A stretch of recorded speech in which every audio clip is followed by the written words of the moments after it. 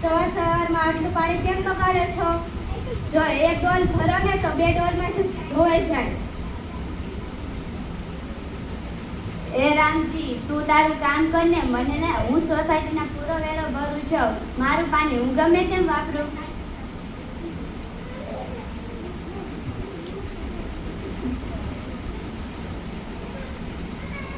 એ રામજી, વચમાં શું બોલો છો? સુરેશભાઈ, જલ્દી સાયકલ દો, પછી મારે પૂરું આંગણું પણ એને નળીથી સાફ કરવું છે. બહુ ગરમી છે. અરે આ શું કરો છો? કપડાં ધોઉં છું. આવી રીતે નળ ખુલ્લો રાખીને હું પણ પાણીનો પૂરો વેરો ભરું છું.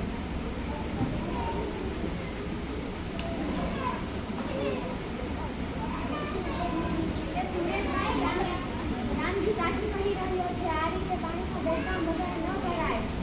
આપણી સોસાયટીના પાણીનું સ્તર દર વર્ષે નીચે જઈ રહ્યું છે.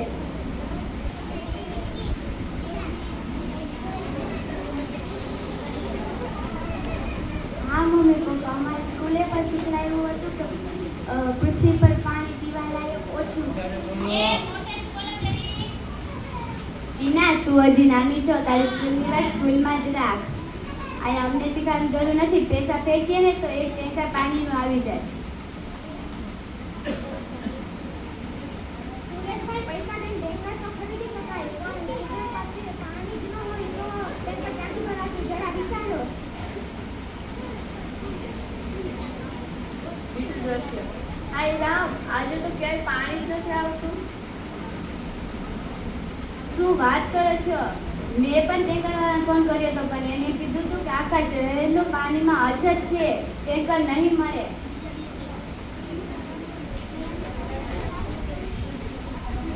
એ માનવ જાગો, હું જળ દેવતા છું. ગઈકાલ સુધી તમે મારો નદીઓ, તળાવો નાશ કરતા હતા. આજે જ્યારે હું સંતાઈ ગયો ત્યારે તમને મારું મૂલ્ય સમજાયું. મને માફ કરી દો દરિતા. હવે હું જેટલો પાણીનો ઉપયોગ હશે તેટલો જ વાપરીશ. પાણી છે તો જ જીવન છે.